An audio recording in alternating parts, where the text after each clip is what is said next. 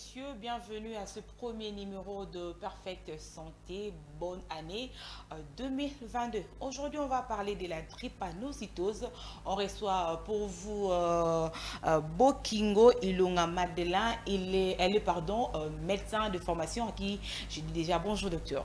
Bonjour maman Gisèle. Comment vous allez? Je vais très bien, merci. Et vous? Ça a été la nouvelle année, c'est aussi. Ah oui, la nouvelle année a été, ça vient débuter. Ok. Aujourd'hui, on va parler de la drépanocytose. On veut d'abord savoir c'est quoi la drépanocytose. La drépanocytose est une maladie génétique héréditaire qui affecte l'hémoglobine. L'hémoglobine qui est simplement une composante du sang. Donc, un enfant drépanocytaire, c'est comme on l'entend dans la rue, où tandis que c'est un enfant SS. Juste parce qu'il n'a pas des globules rouges normaux, il a des globules rouges en forme d'un croissant. Les globules rouges normales sont ronds. Par contre, les globules rouges d'un drépanocytaire ont la forme d'un croissant. Donc, la drépanocytose, en gros, n'est rien d'autre qu'une maladie héréditaire, génétique, qui affecte l'hémoglobine et l'hémoglobine qui est une composante du sang. Alors, comment on peut attraper la drépanocytose? Je pense que j'ai déjà donné la réponse dans la définition. Je dis que c'est une maladie héréditaire, génétique. Donc, ça vient des deux parents. On l'hérite des deux parents. Alors, pour éviter tout cela, qu'est-ce qu'il faut faire? Bon, je ne sais pas. Pour ceux qui me connaissent et ceux qui me suivent régulièrement sur les réseaux sociaux, j'ai l'habitude d'écrire va faire ton test d'électrophorèse. Parce que quand on fait son test d'électrophorèse, déjà j'aimerais préciser à nos téléspectateurs que l'électrophorèse de l'hémoglobine n'a rien à voir en tout cas avec le groupe sanguin. L'électrophorèse, c'est juste pour déterminer si la personne est AA, AS ou SS.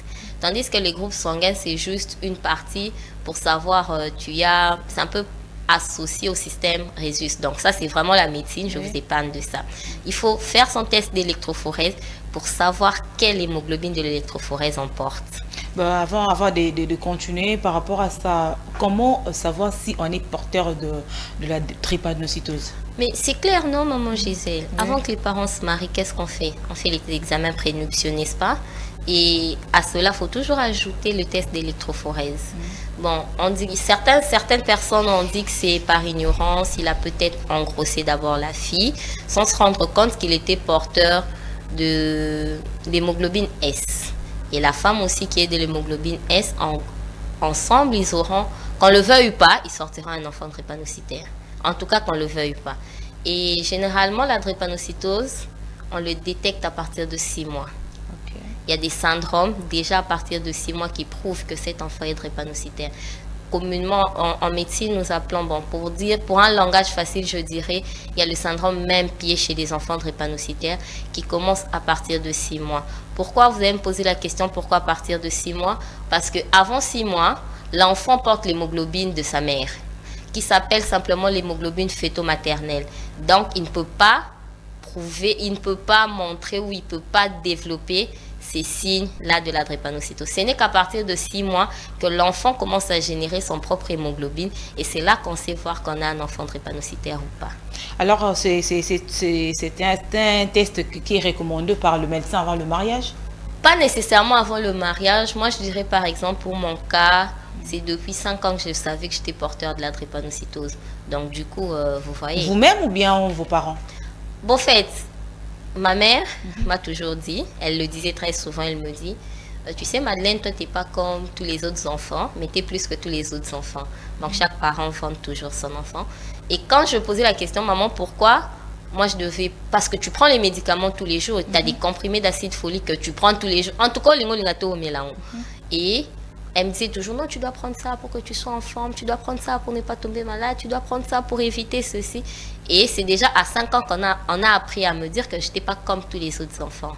Vous voyez un peu la nuance, mais que j'étais plus que tous les autres enfants. Alors, ça t'avait dérangé ou comment? Bon, selon ma mère, selon ce que j'ai appris de mes parents, ma première crise drépanocytaire, je l'ai eue, j'avais 1 année.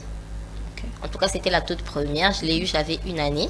Et c'est de là qu'on a demandé l'électrophorèse et tout est parti de là. Voilà.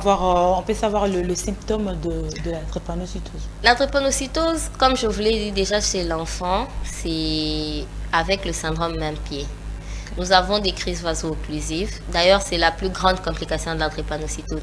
Une crise vaso-occlusive n'est rien simplement que, comme je vous ai expliqué, le globule rouge meurt après 120 jours chez des personnes normales. Mais chez une personne qui est drépanocytose, les globules rouges, drépanocytaires, pardon, les globules rouges meurent, donc disons, de 60 à 30 jours. Nous avons une hyperhémolyse. Si je dois expliquer hyperhémolyse, au moins, il y a globule rouge et couffé belé. Et du coup, ça doit migrer dans le sang parce que ça se régénère. Et quand ça se régénère comme ça, souvent ça bloque. Parce qu'un drépanocytaire a des petits vaisseaux, des très petits vaisseaux en tout cas. Et quand ça bloque, il y a un manque d'oxygène qui conduit à une crise vaso-occlusive. C'est l'une des plus grandes complications de la drépanocytose. Et hormis ça, nous avons ce que nous appelons anémie. L'anémie n'est pas la drépanocytose. Oui, c'est ça aussi, on veut juste savoir parce que quand on parle de la drépanocytose, est-ce que c'est ça l'anémie? Est-ce que, je ne sais pas, SS, tout ça. Mais vous savez que vous pouvez faire une anémie comme vous êtes là. Comment ça? Vous n'êtes pas drépanocytaire, mais vous faites une anémie. Une anémie n'est rien d'autre qu'une diminution exagérée de sang. Je pense là que je me suis fait comprendre, même aux téléspectateurs. Ce maquillé silio, c'est ça qu'on appelle anémie. C'est ça, alors, SS? Non. Les enfants drépanocytaires font une anémie élevée. Pourquoi? Parce qu'ils ont des globules rouges qui meurent très rapidement. Au lieu de 120 jours, ça va de 30 à 90 jours. Donc, l'anémie, je peux dire, vous pouvez arriver là, un accidenté qui arrive. Moi, je suis médecin. Quand je faisais mon stage, nous avons reçu des accidentés. Avant ça, l'anémie, il faut transfuser. Il n'est pas SS, vous voyez. Il a juste perdu beaucoup de sang. Ah, ok. Ce qui veut dire anémie, du genre au perdre maquila. Mais apparemment, c'est dit ici à Kinshasa, quand on parle de l'anémie, ce qui veut dire que Azam a SS, Azam a SS. Au fait, tu as totalement raison, hein, parce que moi, j'entends des choses disant...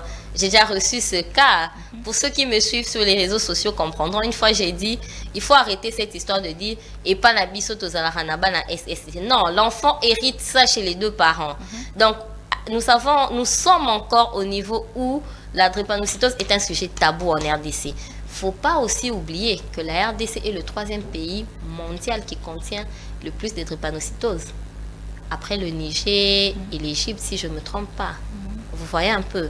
Mais quand ça reste encore un sujet tabou, c'est très compliqué. Un enfant drépanocytaire a des symptômes et parmi ces symptômes, il a l'anémie. L'anémie n'est pas la drépanocytose. Déjà, il faut faire cette différence. Vous êtes médecin, vous vivez dans ça. Alors, quelle est votre lutte du jour au lendemain pour aider le parent? Parce que vous venez de dire que c'est un sujet tabou en RDC. Bon, moi, non seulement, hormis le fait d'être médecin, je suis une personne qui vit avec la drépanocytose. Donc, déjà là, je sais. Au fait, ça reste un sujet tabou pour les gens qui ne veulent pas accepter. Vous savez, maman Gisèle, même une personne qui a le sida, s'il ne s'accepte pas, ça sera difficile de soigner. Ça, au moins, vous le savez. Alors, moi, je dis toujours, il faut commencer par s'accepter. Dire que, ok, moi, Dieu m'a créé. J'aime une phrase, d'ailleurs, qui est un extrait tiré de mon livre, où je dis, mon père avait l'habitude de me dire, tu n'es pas malade, c'est ton sang qui est malade. Vous voyez un peu. Il m'a inculqué ça dès le bas âge. Il me disait, non, même quand je tombais malade, Madeleine, tu n'es pas malade, c'est ton sang qui est malade. Même quand il fallait qu'on me transfuse, tu vois, le premier traitement, c'est une transfusion. Il m'a dit une fois, si je pouvais te donner le sang pour boire, je l'aurais fait. Mais comme on ne peut pas boire le sang, on va carrément te transfuser. C'est un traitement. Il faut apprendre à parler avec son enfant. Il faut savoir mettre son enfant en confiance. Moi, je le dis toujours, si je suis ce que je suis aujourd'hui, d'abord, c'est la grâce de Dieu.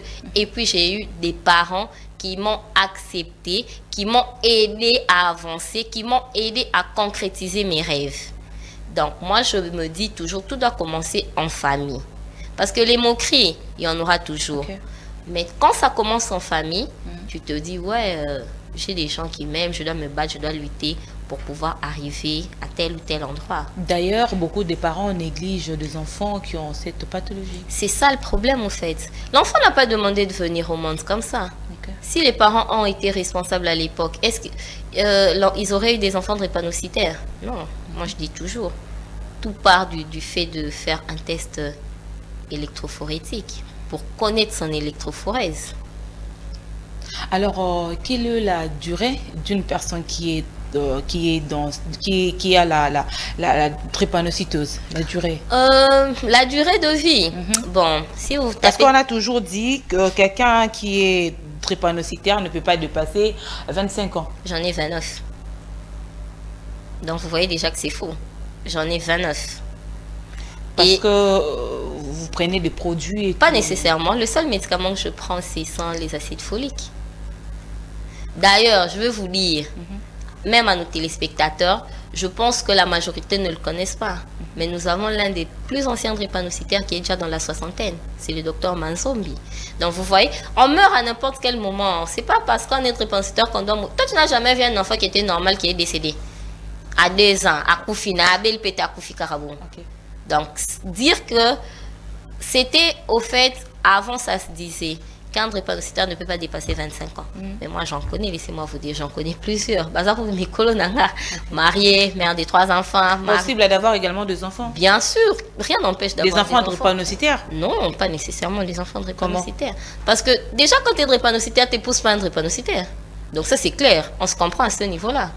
Tu épouses une personne qui a l'électrophorèse. C'est pas ça. C'est ça, non? Moi, je ne suis pas médecin, c'est à moi de vous poser ces questions. C'est ça, mais moi, je vous dis, c'est ça. Donc déjà, quand tu sais que tu es drépanocytaire, tu n'épouses pas n'importe qui. J'en connais plusieurs. Si vous voulez, vous allez faire un tour à Mabanga. Il y a tout un service de maternité là-bas. Ok. Vous voyez? Donc, vous avez la facilité d'avoir 2 enfants? Bon, d'abord, il faut dire qu'il faut avoir la facilité d'avoir un mari qui va t'épouser. C'est ça le problème aussi. Mais moi, j'en connais plusieurs. Et certains qui sont même très proches de moi. Mère de 3 enfants aujourd'hui, mariée. Elle vit avec son mari au calme. Comme disent les jeunes, au calme. La drépanocytose n'empêche en rien d'avoir des enfants. Ok, avant de continuer, ingénieur Fia, on va suivre cet élément qui retrace votre parcours. Et puis, on va se retrouver juste après.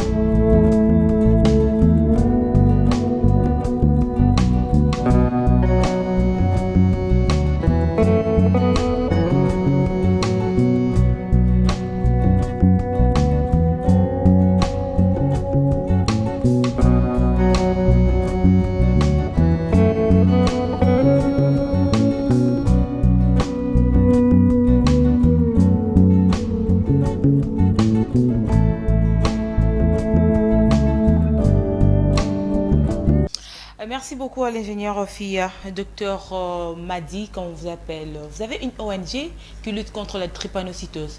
Oui, je suis coordinatrice de l'ONG Sourire, qui lutte contre la drépanocytose, effectivement. Vous travaillez en collaboration avec le gouvernement, du genre Non. le ministère public? Non.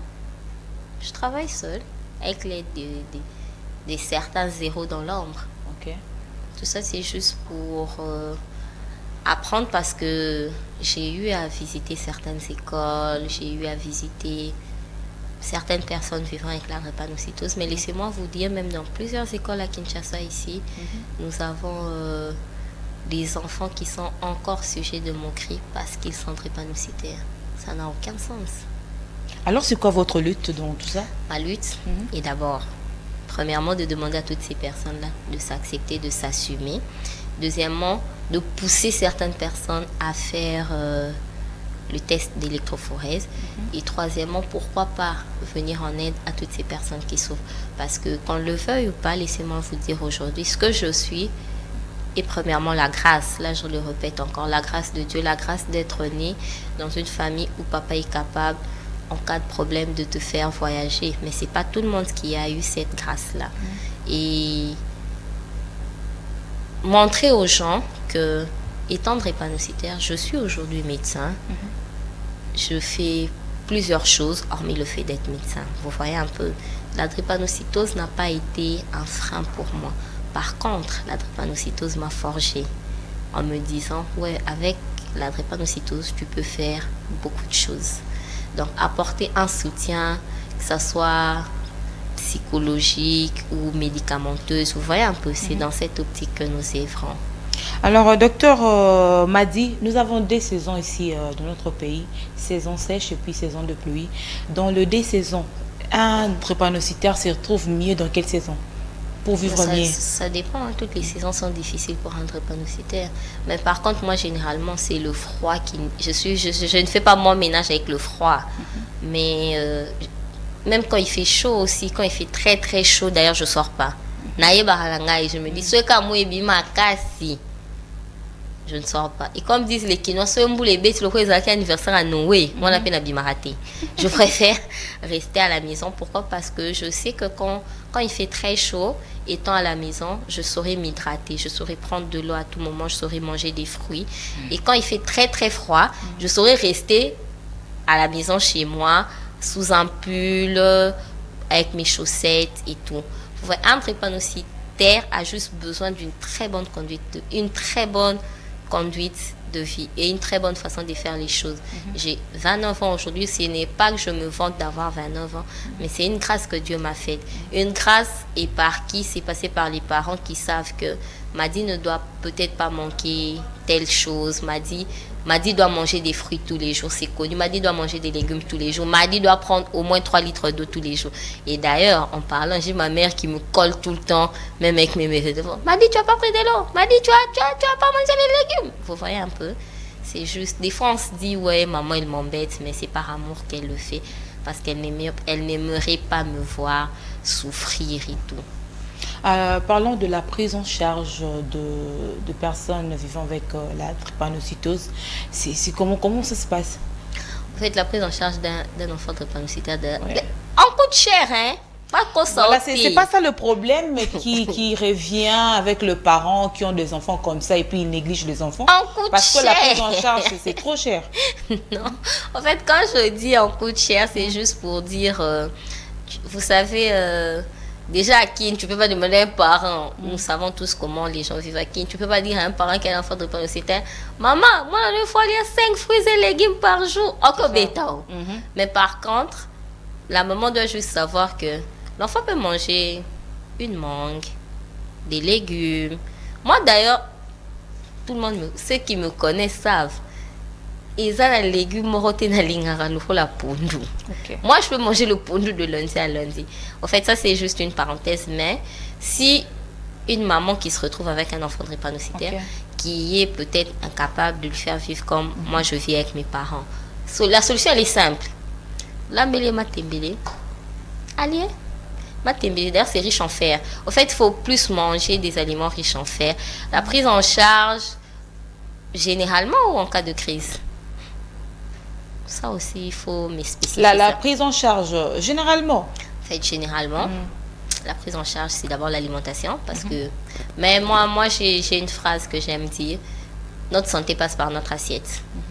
Je ne peux pas me mettre là à manger des fast-food ou à manger de la nourriture de la rue. Ben, c'est vrai, de temps en temps, on peut se faire plaisir avec des amis. Non, je sors, je vais manger un truc dehors.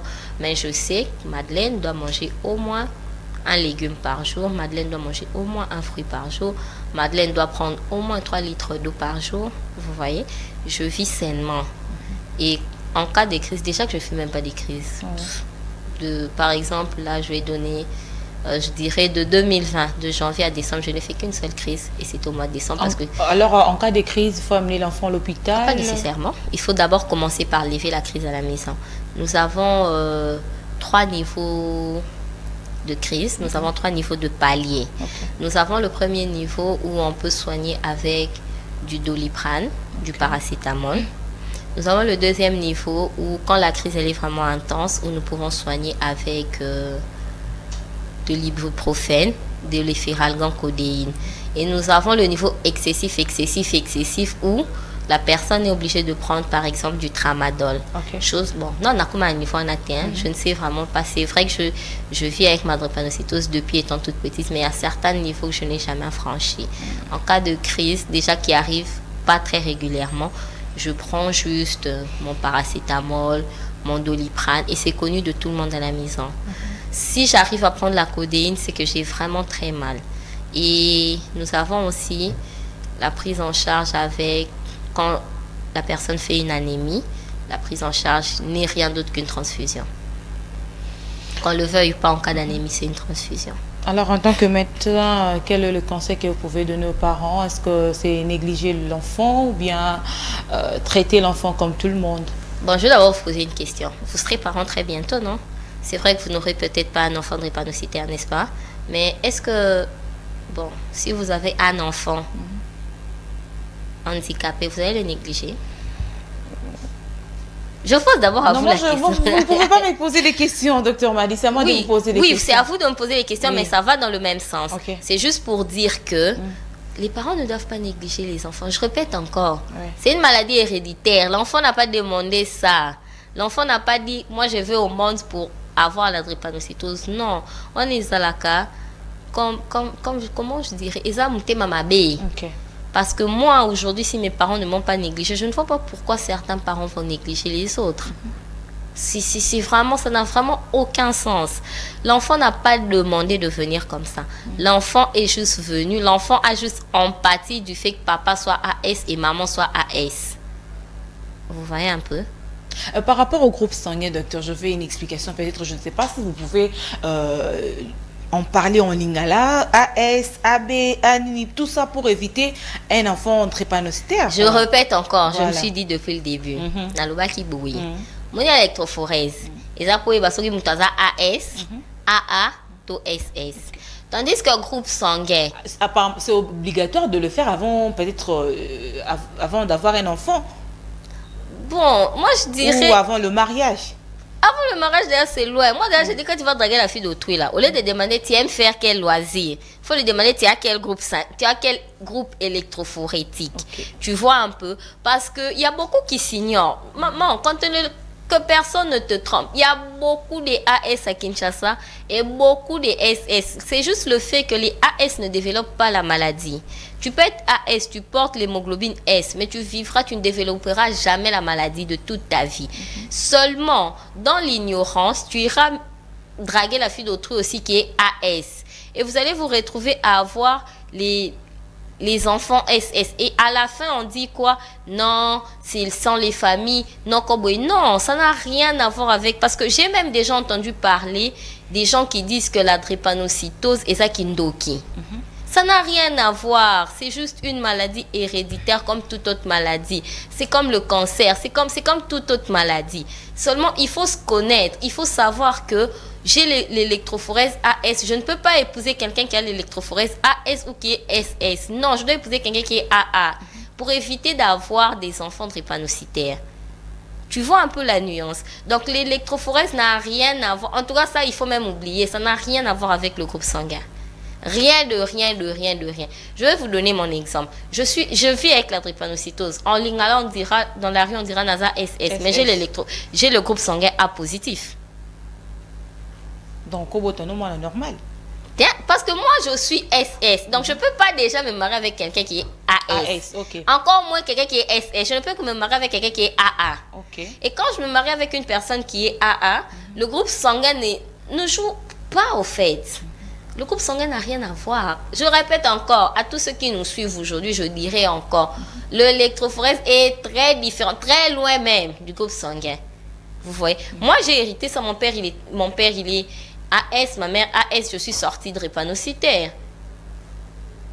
Mais j'ai les... Dans la famille, vous êtes la seule personne qui... Oui, dans ma famille, je suis la seule personne. Chez mes parents, en tout cas, je suis vraiment la seule personne. Alors, qu'est-ce que vous pouvez dire à cette famille-là, au Babalani, moi, Naliboso? SS, Yami Balé, SS, Yami Setu, SS. Pour tout le temps, encore, elle bosse à SS Bakabor. Parce que, je vais vous dire, il y a des statistiques non, qui disent non, 25% des AS. Non, maman, moi je suis médecin. Je te dis clairement aujourd'hui, 2 personnes AS qui se marient risquent d'avoir à chaque grossesse un enfant drépanocytaire. Là, il faut se séparer pour éviter.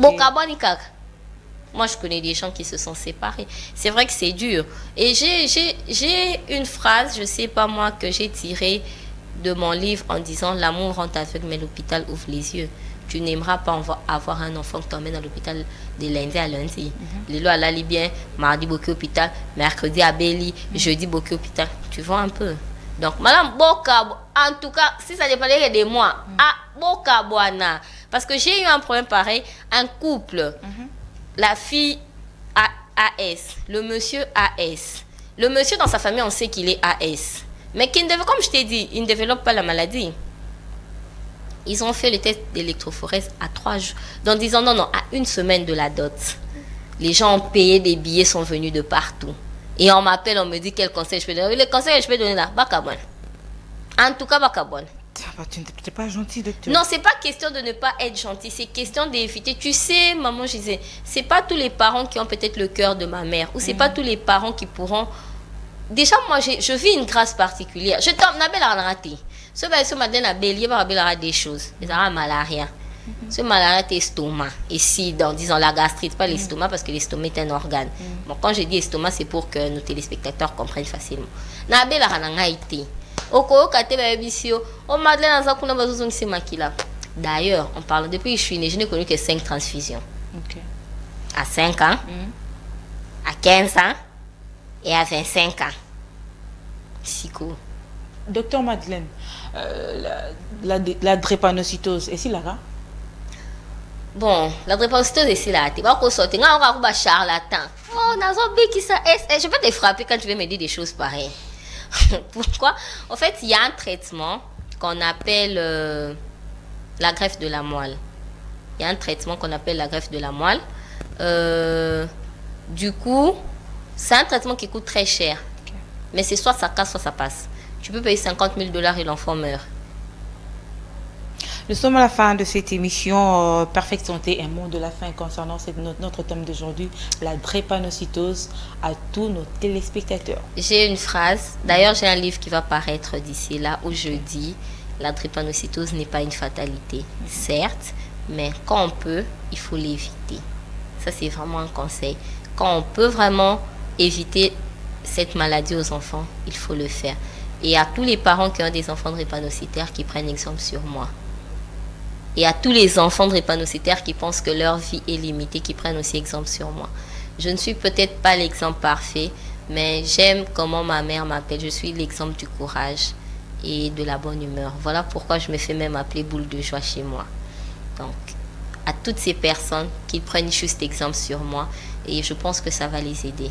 Merci beaucoup, docteur Bokingo Ilonga, Madeleine, médecin de formation, de répondre à toutes nos questions. Ce n'est fini pour aujourd'hui. Perfect Santé. Merci à l'équipe technique, Massamba, Sonia, Belgodor Motombo, Sam Tiani, mais également ingénieur FIA.